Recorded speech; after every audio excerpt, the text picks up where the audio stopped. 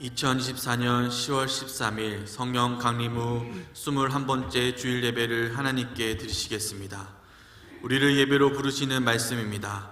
나의 간절한 기대와 소망을 따라 아무리 애든지 부끄러워하지 아니하고 지금도 전과 같이 온전히 담대하여 살든지 죽든지 내 몸에서 그리스도가 존귀하게 되려 하려 하냐니, 하나님 아버지, 거룩한 주일 예배로 주님께 나아갑니다. 홀로 영광 받으시옵소서.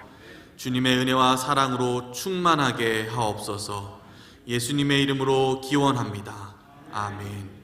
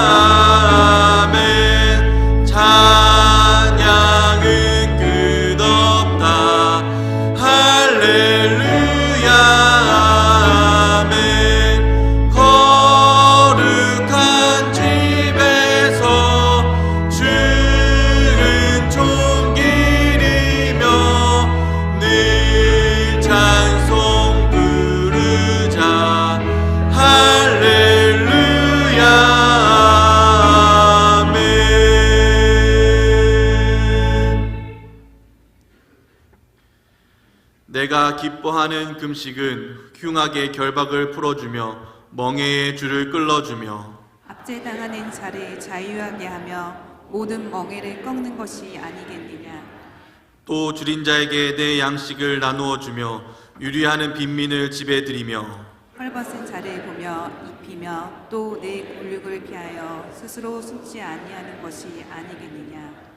그리하면 내 빛이 새벽같이 비칠 것이며 내 치유가 급속할 것이며 내 공의가 내 앞에 행하고 여호와의 영광이 내 뒤에 호위하리니, 내가 부를 때에는 나 여호와가 응답하겠고 내가 부르짖을 때에는 내가 여기 있다 하리라. 만일 내가 너희 중에서 멍에와 손가락질과 허망한 말을 제하여 버리고 줄인 자에게 내 심정이 동하며 괴로워하는 자의 심정을 만족하게 하며 내 빛이 흑암 중에서 떠올라 내 어둠이 낮과 같이 될 것이며 여호와가 너를 항상 인도하여 메마른 곳에서도 내 영혼을 만족하게 하며 내 뼈를 견고하게 하리니, 너는 물된 동산 같겠고 물이 끊어지지 아니하는 샘 같을 것이라. 전능하사 천지를 만드신 하나님 아버지를 내가 믿사오며 그 외아들 우리 주 예수 그리스도를 믿사오니, 이는 성령으로 잉태하사 동정녀 마리아에게 나시고 본디오 빌라도에게 고난을 받으사 십자가에 못 박혀 죽으시고 장사한 지 사흘 만에 죽은 자 가운데서 다시 살아나시며 하늘에 오르사 전능하신 하나님 우편에 앉아 계시다가 저리로서 산자와 죽은 자를 심판하러 오시리라. 성령을 믿사오며 거룩한 공예와 성도가 서로 교통하는 것과 죄를 사하여 주시는 것과 몸이 다시 사는 것과 영원히 사는 것을 믿사옵나이다. 아멘.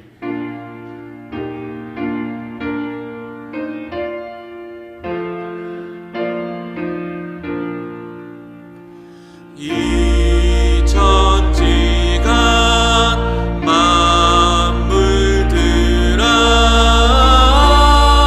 복 주시는 주 여호와 전능 성부 성자 성령 찬송하고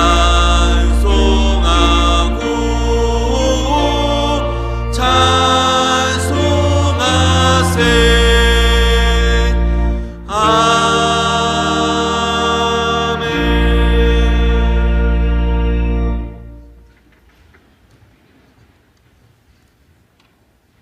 아름다운 단풍과 오백화가 물드는 이 가을이 높고 청명한 계절이 돌아온 이때에 거룩하게 주의를 지키게 하시고 성전에 나와서 말씀과 찬양 드리게 하시니 참으로 감사를 드립니다.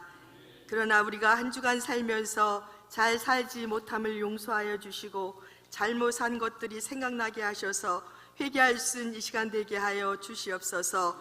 우리의 죄를 사하시고 온 인류를 구원하시려 십자가에 죽으시고 부활하신 예수님, 다시 오실 예수님을 생각하며 기도합니다.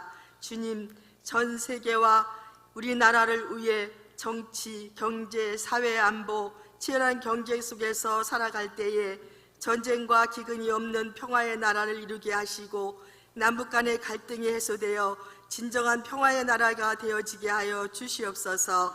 하나님, 성도님들을 사랑하시어 교회 학교와 속회와 선교회가 말씀으로 불릴듯 성령으로 인도하시고 죽어져가는 생명들을 주님 품으로 전도하며 각 분야에서 많은 봉사를 하게 하시고 자존감을 가지고 자신의 일같이 참여하는 성도들이 많아질 수 있도록 주님께서 인도하여 주시고 돌보고 세워서 증인되는 교회로 인도하여 주시옵소서. 하나님, 말씀 전하실 담임 목사님께 영육간의 강건함으로 힘을 주시고 하나님 말씀을 대언하실 때 하나님께서 이 자리에 임재하시고 은혜의 말씀을 들을 때 성도님들이 아멘으로 화답하며 이 말씀 붙잡고 한 주간 큐티하면서 기도하는 삶이 되게 하시고 은혜 받는 이 시간 되게 하여 주시옵소서. 목사님의 목회 계획이 순조롭게 진행되고 교육자와 장로님들이 목사님을 잘 볼필하며 모든 일들을 이루어갈 수 있도록 주님이 인도하여 주시옵소서.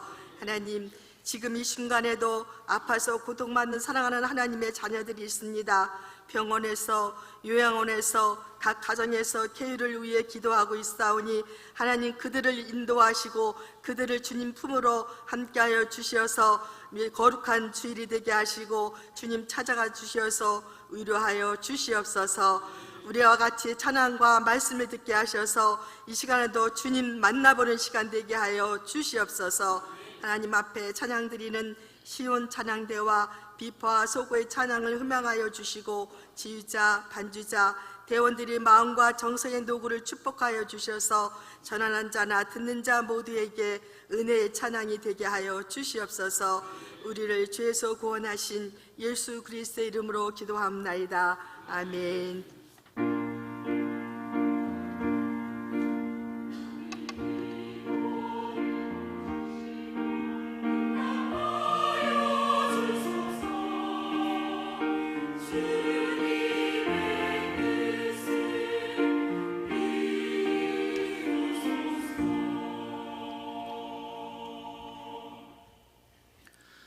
하나님의 말씀은 사도행전 23장 6절에서 11절의 말씀입니다. 신약성경 228면에 있습니다.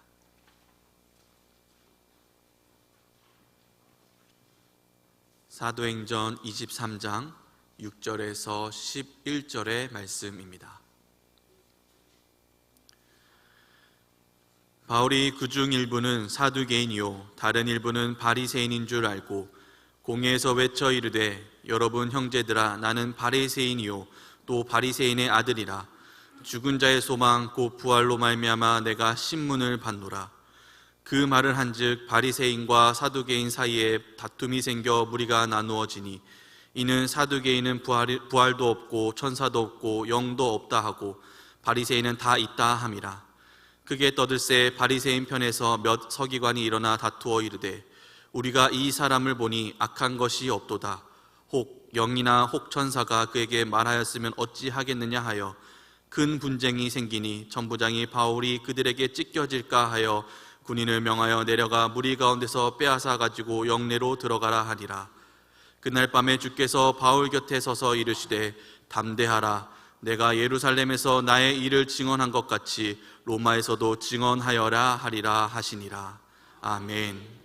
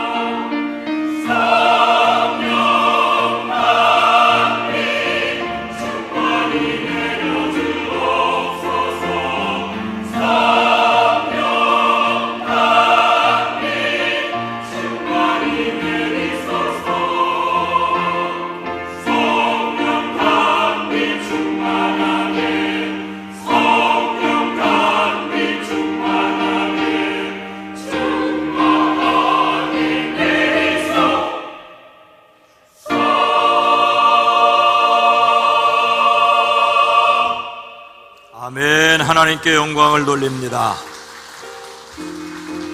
이 시간 이 예배에 참여한 여러분 모두를 주의 이름으로 환영하고 축복합니다. 찬양으로 섬겨준 시온 찬양대회도 감사합니다. 박수 한번 해주시죠. 우리 앞뒤 옆에 있는 분들과 인사합니다. 주님의 이름으로 사랑합니다. 축복합니다. 우리는 하나님께서 우리와 함께 하심을 믿습니다. 하나님이 함께 하시는 사람으로 탁월하게 하시는 지혜뿐만 아니라 함께 하심을 믿음으로 얻는 용기로 담대하시기를 축복합니다. 합종연행이라는 말이 있죠. 합종연행. 사람들이 자기 이익을 쫓아 헤어졌다, 만났다, 모였다, 흩어지는 일들을 흔히 볼 수 있습니다. 특히 우리나라뿐만 아니라 세계적으로 선거를 앞두고 있는 정치인들이 서로 다른 당을 합하기도 하고 같은 당에서 뛰쳐나가는 것을 볼 수 있습니다. 주변에서 크고 작은 이런 일들을 경험하고 그래서 당황스러워 할 수 있습니다. 본래 합종연횡은 세로로 합하고 가로로 잇는다. 횡자는 가로횡이 아니라 저울대 횡자입니다. 중국 전국 시대에 있었던 실제 외교 전술이라고 하죠. 중국은 춘추 시대 초기에 140여 개의 크고 작은 제후국가들이 있었습니다.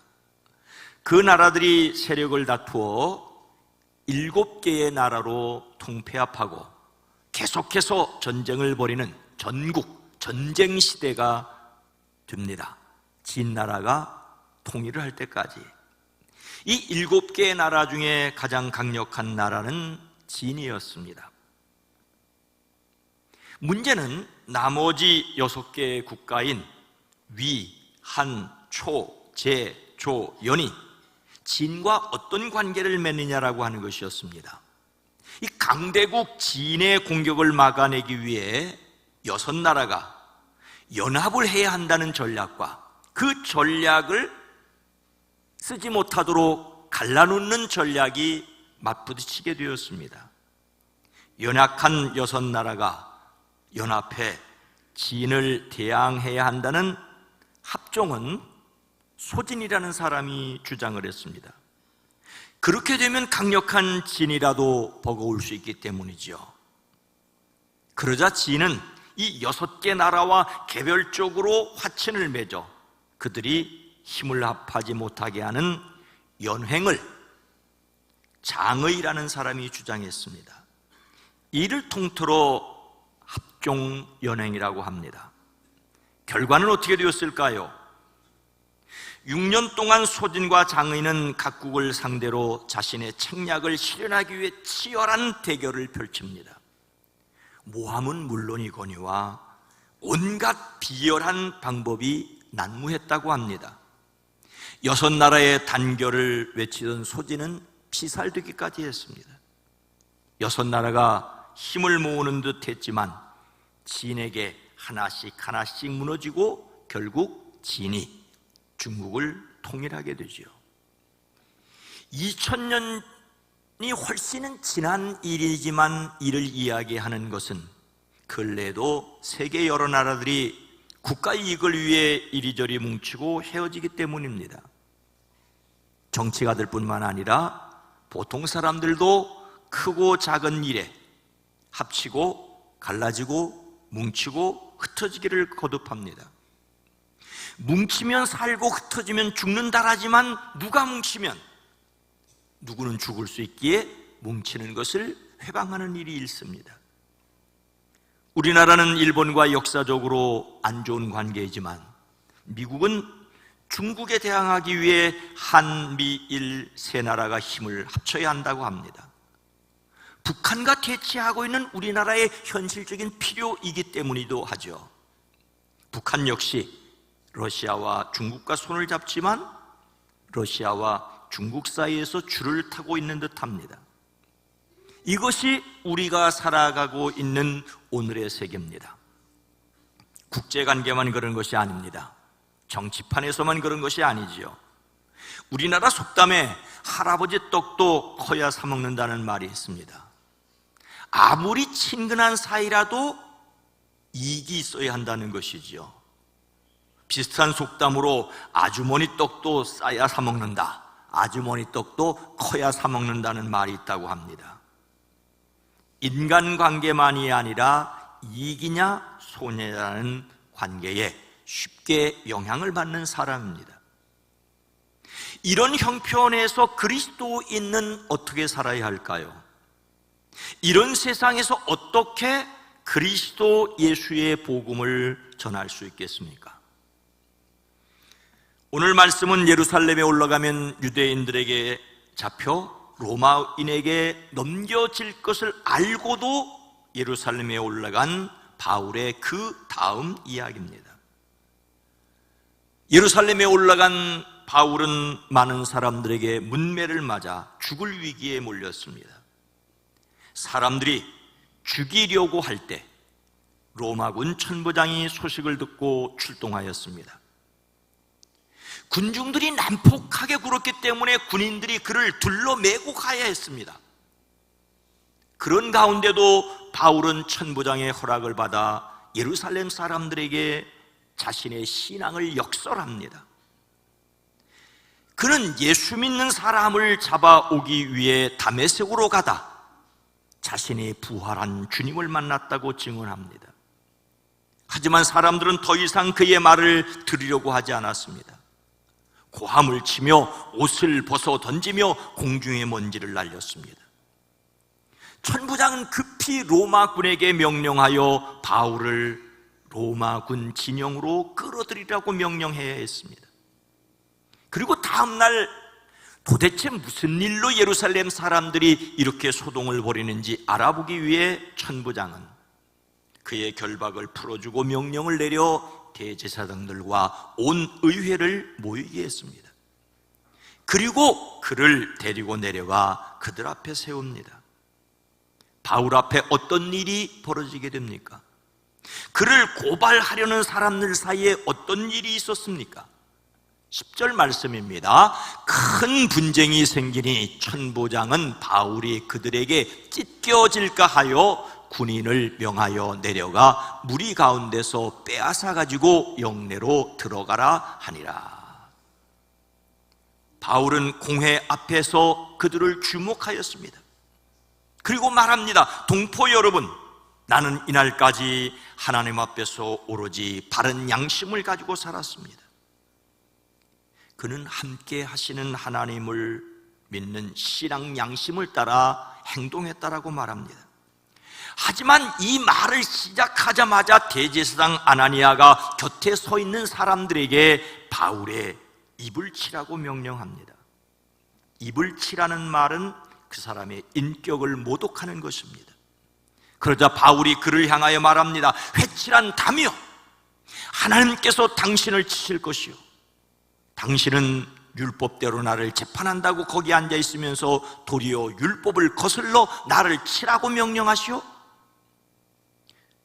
율법을 따져서 증인을 세워서 죄가 있다면 벌을 주어야 하는데 그것도 없이 다짜고짜 말 한마디 했다고 입을 치라고 하는 그에게 겉과 속이 다르다고 지적합니다. 그저 바울 곁에 있던 사람들이 이렇게 말합니다. 그대가 하나님의 대제사장을 모욕하시오?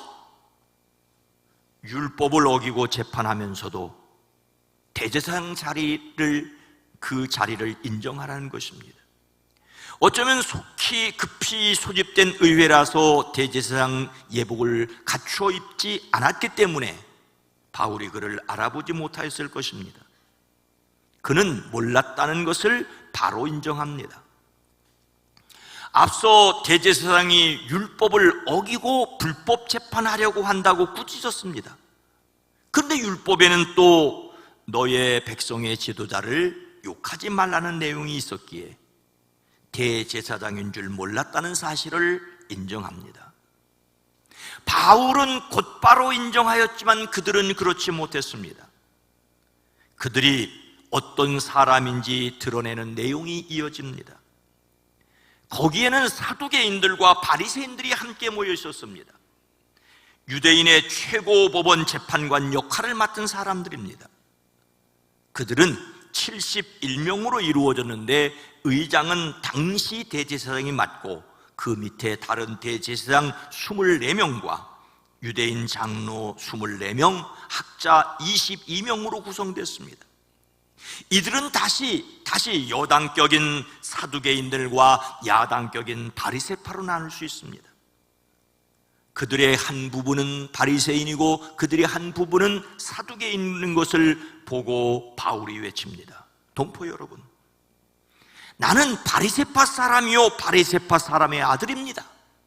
나는 지금 죽은 사람들이 부활할 것이라는 소망 때문에 재판을 받고 있습니다.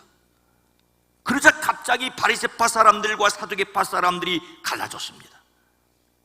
바리새파는 부활도 천사도 영도 없다고 하는 사람들이고, 바리새파는 그것을 다 인정하는 사람들이었기 때문입니다. 큰 소동이 일어났습니다. 바리새파 사람들 중에 몇몇 율법학자가 일어나 갑자기 바울을 편들어 말합니다. 우리는 이 사람에게서 조금도 잘못을 찾을 수 없습니다. 만일 영이나 천사가 그에게 말하여 주었으면 어찌하겠습니까? 참으로 이런저런 코미디가 아닙니다. 사실 친로마적인 사두개인들과 반로마적인 바리새인들은 한 마음이 될 수 없는 사람들이었습니다. 근데 예수님을 십자가에 돌아가게 하시는데 한 마음이 되었습니다. 그렇게 싸우다가도 세비 올리는 데만 합의하는 우리나라 정치인들과 똑같습니다. 예수님을 십자가에 돌아가시게 하는 일에만 한 마음이 되었습니다. 하지만 이번에는 달랐습니다. 그들의 싸움이 얼마나 컸던지 천부장은 바울이 그들에게 찔길까 염려하여 군인더러 내려가 그들 가운데서 빼앗아 병영 안으로 데려가라고 명령하였습니다. 그들은 서로 자신의 주장을 내세우고 굽히려 하지 않았습니다. 이러다가는 바울이 찢길까를 염려해야 할 정도였습니다. 찢긴다는 말은 당겨서 떼어놓는다는 뜻입니다. 양쪽에서 서로 잡아당겨 가운데를 찢는 것을 가리킵니다. 그들은 마치 까마귀 떼가 모인 것처럼 질서가 없는, 어쩌면 갑자기 모서연지 규율도 없고 무질서했습니다. 아니, 본래 사두개인들과 바리새인들이 서로 대립하는 것이 그때 거기서 바로 드러났습니다. 하나님을 위해서라는데 작은 이익에 갈라서는 그들이었습니다. 분쟁이 일어나 찢기게 될 형편이었습니다. 앞에서 합종연행을 두고 모함은 물론이고 온갖 비열한 방법이 난무했고 단결을 외치던 소지는 피살되었다는 말씀을 드렸습니다. 겉으로는 대의를 위한다지만 작은 이익을 두고 모함하고 다투고 나뉘고 갈라지고 술수가 난무하는 세상입니다. 어제의 동지가 오늘의 적이 되는 세상입니다. 우리는 사람에 대한 사랑을 포기하지 말아야 합니다. 언제라도 누구에게라도 손을 내밀 수 있어야 합니다. 하지만 사람들이 자기 이익과 손해에 몹시 예민하다는 것을 인정해야 합니다. 바울의 행동은 그들의 진짜 모습을 드러낸 것으로 이해할 수 있습니다. 우리가 사는 세상은 결코 마냥 낭만적이지 않습니다. 이러한 사실을 그대로 인정하고 이에 각오하고 주어진 사명의 길을 가는 저와 여러분이 되기를 주의 이름으로 축복합니다. 바로 이런 형편에서 하나님께서 바울에게 주신 말씀은 무엇이었습니까? 11절 말씀입니다. 그날 밤에 주께서 바울 곁에 서서 이르시되 담대하라. 내가 예루살렘에서 나의 일을 증언한 것 같이 로마에서도 증언하여야 하리라 하시니라. 그날 밤에 예루살렘에 올라온 바울이 유대인들에게 붙잡혀 매맞고 죽을 위기에 로마군의 도움으로 살아난 바로 그날입니다. 율법대로 재판하겠다면서도 율법을 어기는 사람을 대제사장이라는 자리로 권위를 세워주려는 사람들이 있는 그 날입니다. 까마귀 떼와 같이 자신의 이익을 위해 자기를 편당을 위해서 이리저리 갈리는 바로 그날입니다. 그날 밤에 주님께서 바울 곁에 서서 말씀하십니다. 담대하라. 매우 용기를 가지고 활기차라는 말이죠. 그는 겁 없이 배짱을 두둑하게 해야 했습니다. 이미 예루살렘으로 올라올 때 각오한 일이긴 하지만 지금 다시 위로가 필요한 그였습니다. 담대하라는 말보다는 그에게 가장 큰 위로는 어쩌면 주님께서 그의 곁에 서서 함께 계시다라는 것이었습니다. 곁에 선다는 말은 여기에서 단지 거리를 좁혀 가까이 있는 것을 가리키는 것이 아닙니다. 갑작스럽게 들이닥쳐 덮치는 것을 가리킵니다. 그는 그를 감싸시는 임재를 그날 밤에 느꼈습니다. 다만 가까이 옆에 있는 것이 아니라 마치 습격하듯이 위로부터 임하여 가까이 다가와 감싸주시는 것이었습니다. 그에게 담대하라고 주님이 말씀하신 것을 미루어 그가 담대해야 할 필요가 있었을 것이라고 짐작할 수 있습니다. 그 역시 몸을 가진 사람이었습니다. 그는 사람들에게 흠침 두들겨 맞아 죽을 위기를 겪었습니다.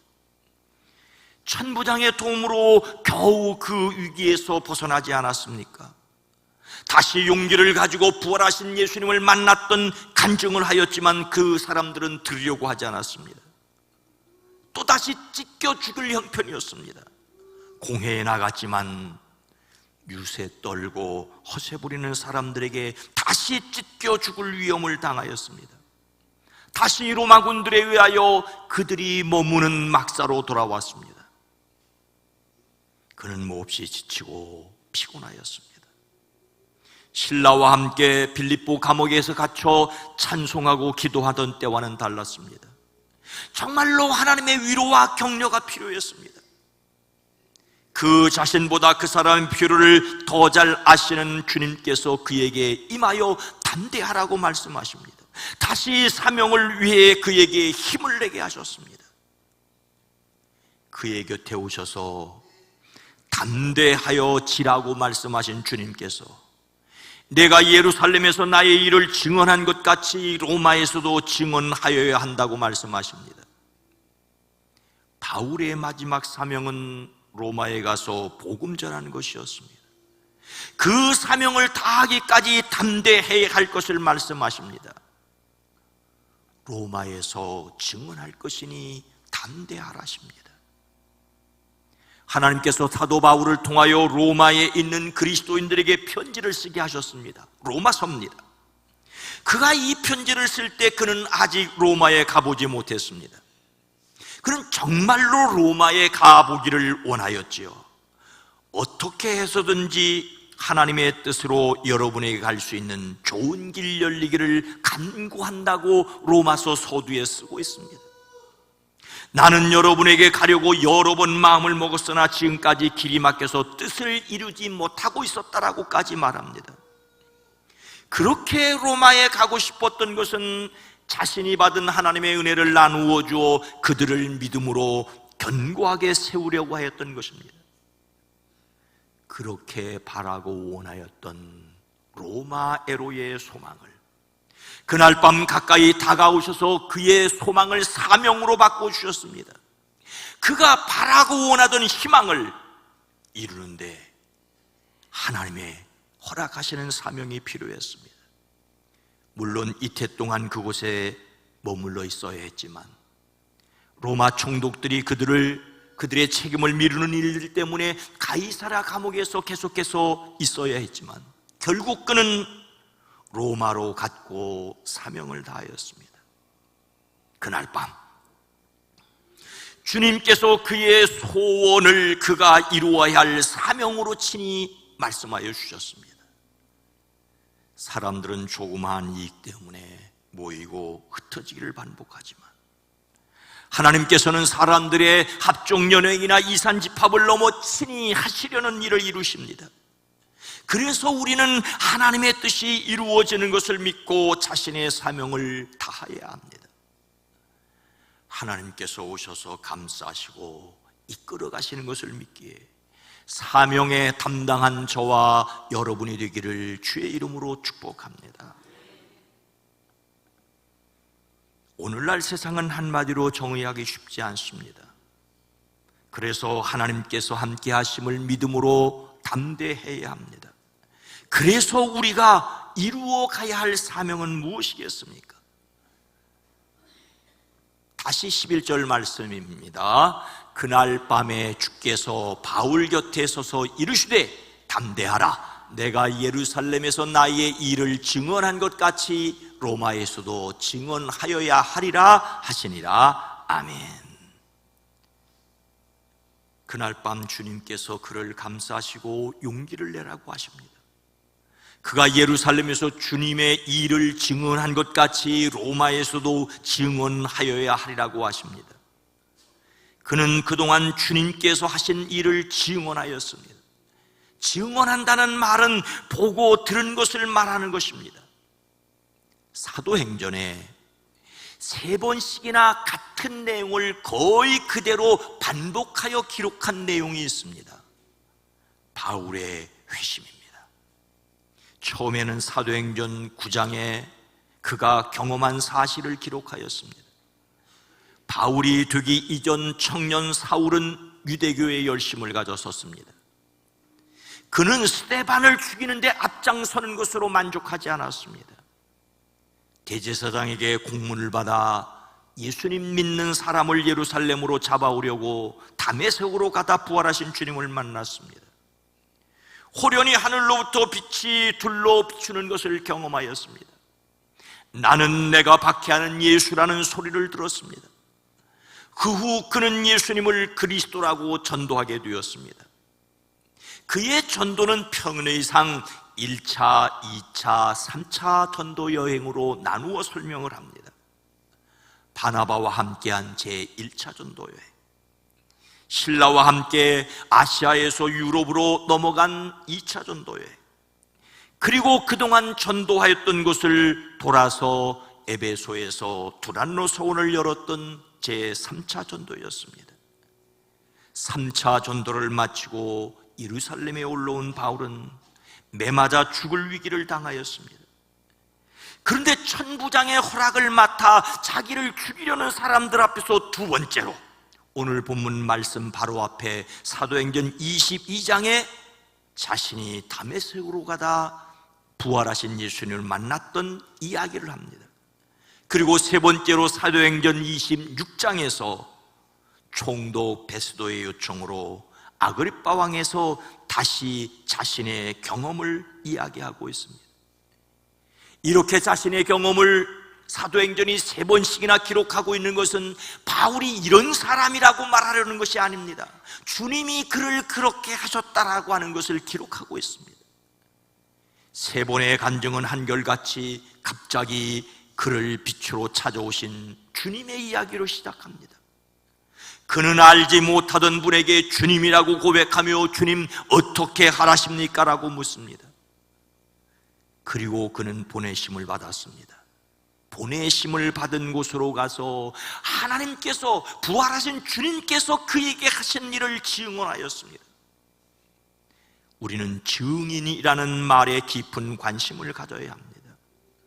증인은 어떤 사실을 증명하는 사람입니다. 법적으로 자기가 경험한 사실을 진술하는 사람입니다. 한마디로 보고 들은 그대로 말하는 것입니다. 지금 내가 예루살렘에서 나의 일을 증언한 것 같이 로마에서도 증언하여야 한다는 사명을 받습니다. 우리는 자신이 보고 듣고 경험한 예수님을 사람들에게 더하지도 말고 덜하지도 말고 그대로 이야기해 주는 것을 사명으로 여겨야 합니다. 주님의 증인이 되는 것을 우리는 꿈꾸어야 합니다. 이 일을 위해서 먼저 우리에게 보고 들은 것이 있어야 합니다. 증인은 경험한 사실을 그대로 말하는 사람입니다. 보고 듣지 않은 것을 보고 들은 것처럼 말하면 위증입니다. 하나님을 믿지 않는 사람이 하나님을 믿는 것처럼 말하면 위증입니다. 자신이 경험하지 않은 신비를 경험한 것처럼 말하면 역시 위증입니다. 문제는 사람마다 경험이 다르다는 것입니다. 누구나 바울처럼 경험하는 것은 아닙니다. 누구는 디모데와 같이 조금은 미적지근하게 경험할 수 있습니다. 몸으로 하는 경험도 있지만 마음으로 깨닫는 것도 있습니다. 강력한 끌림이 또 다른 경험일 수 있습니다. 그것이 무엇이든지 간에 자신이 분명하고 확실하게 경험한 것을 이야기하는 것입니다. 제가 요한복음 3장 16절을 자주 말하는 이유는 1988년 8월 8일, 이 날짜도 20년쯤 지나서 알게 되었지만 하나님께서 나를 사랑하신다는 것을 온몸으로 경험했기 때문입니다. 다시 말씀드립니다. 사람마다 경험이 다릅니다. 그것을 표현하는 방법도 다릅니다. 하지만 사실을 분명히 말할 수 있어야만 증인입니다. 증인은 증언할 분명한 사실이 있어야 합니다. 그리고 증언해야 할 필요가 있을 때 반드시 그대로 증언해야 합니다. 하지만 여러분, 증인이 사실 그대로 증언하는 것을 모두 좋아하는 것은 결코 아닙니다. 증인이 사실 그대로 증언하는 것을 모두 좋아하는 것은 아닙니다. 자주 영화나 드라마의 소재가 되는 것 가운데 하나는 증인이 반드시 필요한 사람과 그 증인을 막기 위해 길을 쓰려고 하는 사람들의 긴장 아닙니까? 바울을 신문하겠다는 대제사장 아나니아는 율법을 무시하고 마음대로 재판하려 했습니다. 그런 사람을 대제사장이라고 두둔하는 사람들이 있었습니다. 바울이 자신을 바리새인이라고 하자 바리새파 사람들이 갑자기 들고 일어나 옹호하였습니다. 사두개인들 역시 지지 않으려고 일어서서 그를 찢기 일보 직전까지 갔습니다. 증인은 사실 그대로 말하는 사람이라지만 사실과 다르게 해석하고 그릇되게 하려는 세상입니다. 그리스도인들의 신앙 가치를 깎아내리고 우습게 보게 하려는 세상입니다. 일부 잘못을 전부 잘못하고 있는 것처럼 편집 보도하는 세상입니다. 그래서 더욱 자신의 신앙을 분명히 하고 담대하게 증언하기를 결심해야 합니다. 우리는 어떤 형편에서도 담대하게 증언해야 합니다. 우리가 세상을 있는 그대로 정직하게 보아야 할 이유는 제대로 사명을 감당하기 위해서입니다. 우리가 복음을 전해야 할 세상은 절대 만만하지 않습니다. 사탄은 우리가 자신의 힘으로 감당할 수 없을 만큼 교묘하고 강력합니다. 그렇다고 두려워서 사명 포기할 정도는 아닙니다. 하늘과 땅의 모든 권세를 가지신 주님이 우리와 함께 계시기 때문입니다. 그래서 우리는 어떤 형편에서도 담대하게 증언할 수 있습니다. 어떤 형편에서도 담대하게 증언할 수 있으시기를 주의 이름으로 축복합니다. 사랑하는 성도 여러분, 예수님을 향하여 우리는 선생님이 하나님께로부터 오신 것을 믿습니다라는 제자들에게 주님이 말씀하십니다. 이제는 너희가 믿느냐? 보아라, 너희가 나를 혼자 두고 제각기 자기 집으로 흩어져 갈 때가 올 것이다. 그때가 벌써 왔다. 그런데 아버지께서 나와 함께 계시니 나는 혼자 있는 것이 아니다. 내가 이것을 너희에게 말한 것은 너희가 내 안에서 평화를 얻게 하려는 것이다. 너희는 세상에서 환난을 당할 것이다. 그러나 용기를 내어라. 내가 세상을 이겼다.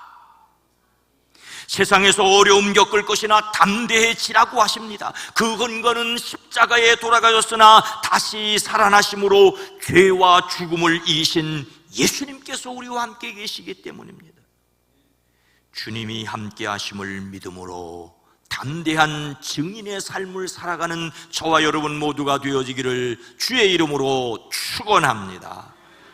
거룩하신 하나님, 자비로우신 주님, 자신의 이익을 따라 이리 흩어지고 저리 모이는 세상 사람들 가운데 무엇이 나에게 이익이 되느냐 손해가 나느냐에 따라 신앙을 선택하고 교회를 선택하는 세상 속에서 예수님이 그리스도이심을 증언할 뿐만 아니라 내가 받은 은혜와 내가 받은 사랑을 전달해 주기에 주저하지 않는 저희 모두가 되어지게 하옵소서.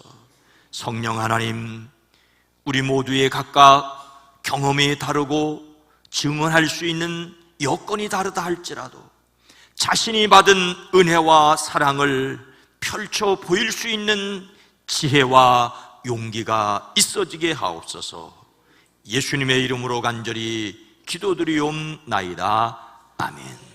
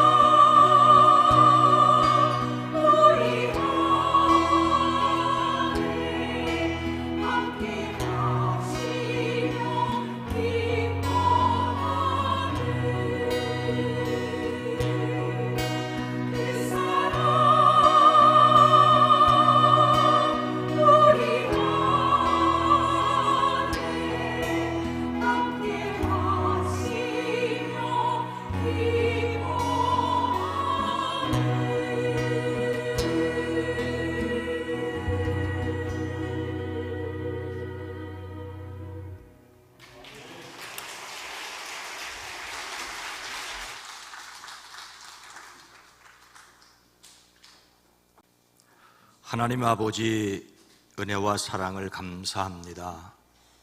10월의 두 번째 주일 함께 나와 마음을 들여 시간을 들여 예배할 수 있게 허락하시니 감사합니다. 아벨과 그 예물을 받으셨던 하나님, 우리 자신을 받으시고 하나님의 뜻을 위하여 놀랍게 사용하여 주시옵소서. 이 시간 10의 1조를 구별합니다. 감사의 예물을 드립니다. 선교를 위해, 장학을 위해, 비전을 위하여 드립니다. 주일원금으로, 속형금으로, 일천번제로 감사의 예물을 드립니다. 영광받아 주시옵소서. 우리의 삶의 자리에 거기 주님이 함께 계심을 온전히 누리게 허락하여 주시옵소서. 이 시간 이 예배를 위해 찬양대로 섬깁니다. 연주자로 섬깁니다. 복되게 하옵소서. 헌금을 위해, 안내를 위해, 새가족을 위해, 방송을 위해, 주차를 위해 섬깁니다. 섬김을 통하여 사랑이 더욱 도터워지게 하시고 성도의 교제가 더욱 풍성하게 하옵소서. 유아유치부, 어린이부, 청소년부, 젊은이부, 사랑부에서 말씀을 섬기는 이들을 복되게 하시고 말씀을 듣는 이들의 마음 속에 하나님의 말씀이 100배, 60배, 30배의 결실을 누리게 하옵소서. 우리를 대신하여 지나가 있는 선교사들과 비전교와 출신 목회자들의 목양지가 푸르게 하옵소서. 악한 것, 더러운 것, 추한 것 틈타지 못하게 하옵소서. 연약한 가운데 치료하고 있는 이들, 병원에 있는 이들 하나님 찾아가 주시고 주님 친히 안수하여 주시옵소서. 나사렛 예수의 이름이 능력인 것을 삶의 자리에서 누리게 하옵소서. 한국교회를 긍휼히 여기시고 이 땅에 진정한 소금과 빛 되어지게 하옵소서. 남북관계를 지켜주시고 이 한반도를 둘러싸고 있는 미국, 일본, 중국, 러시아의 관계 속에서 잘 헤쳐갈 수 있는 지혜를 대통령과 정치가들에게 허락하시고 모든 국민들의 마음 속에 선한 마음을 잃지 않게 하옵소서. 그리스도이신 예수님의 이름으로 간절히 축복하여 기도드리옵나이다. 아멘.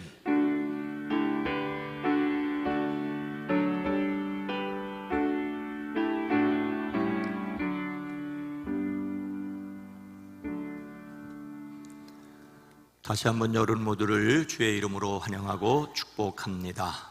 여러분 모두가 건강함으로 세상을 행복하게 하기를 소원합니다. 오늘은 성령 강림절 후 21번째 주일입니다. 10월의 주제 성품은 경각심, 마가복음 14장 38절이 요절입니다. 시험에 들지 않게 깨어있어 기도하라. 마음에는 원이로되 육신이 약하도다 하시고 아멘. 오늘 헌금송으로 섬겨준 비파소고에 감사합니다. 박수 한번 해주시죠.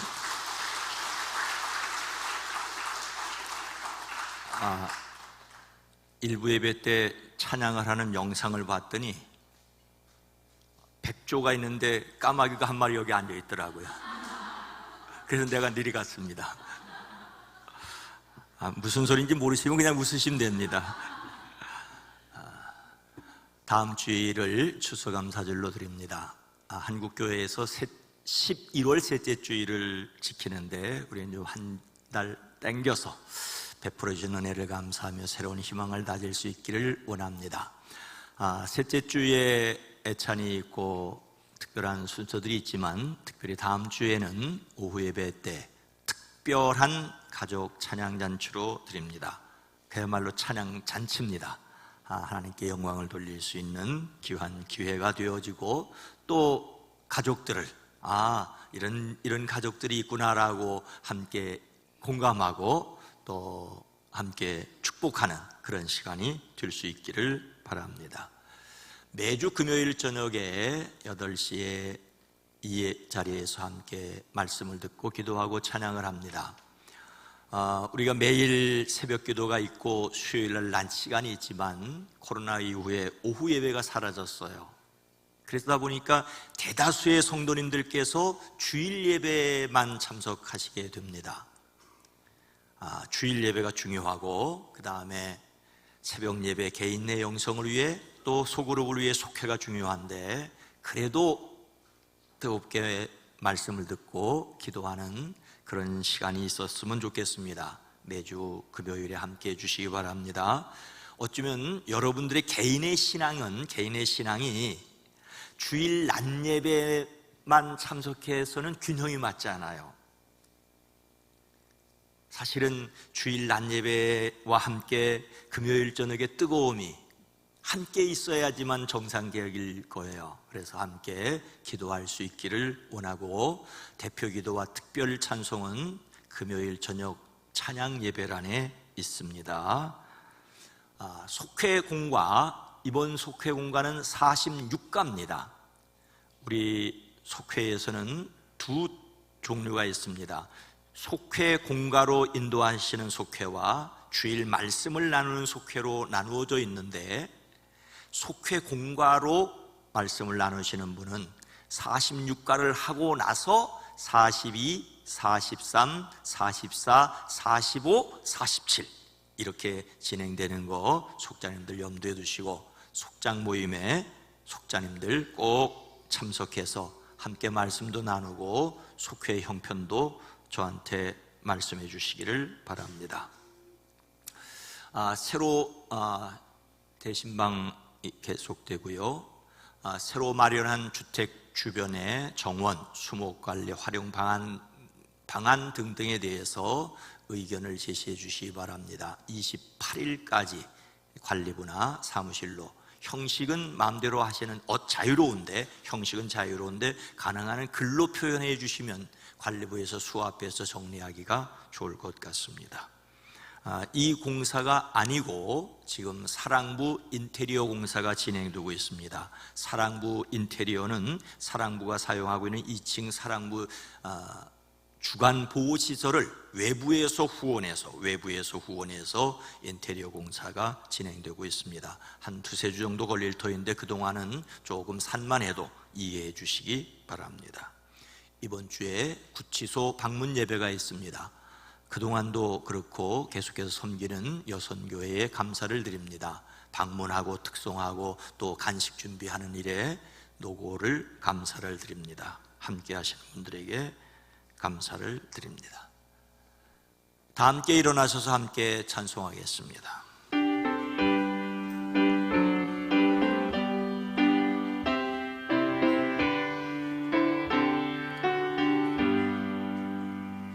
여기에 모인 우리 주의 은총 받은 자여라. 주께서 이 자리에 함께 계심을 아노라. 언제나 주님만을 찬양하며 따라가리니 시험을 당할 때도 함께 계심을 믿노라. 이 믿음 더욱 굳세라. 주가 지켜주신다. 모든 밤에도 주의 밝은 빛 인도하여 주신다. 하늘과 땅 모든 권세 가지신 주님께서 함께 하심을 믿음으로 담대하십시오. 아멘. 흔들리는 세상에서 흔들리지 않는 믿음으로 사명을 다하겠습니다. 이제는 우리 구주 예수 그리스도의 은혜와 하나님 아버지의 놀라우신 사랑하심과 성령님의 감화 감동 내주 교통하심이 사랑하심을 입은 온 성도들 위에, 가정 위에, 일터 위에, 이민족 이 세계 위에 주님 오시는 그날까지 함께 계시옵기를 간절히 축원하옵나이다. 아멘.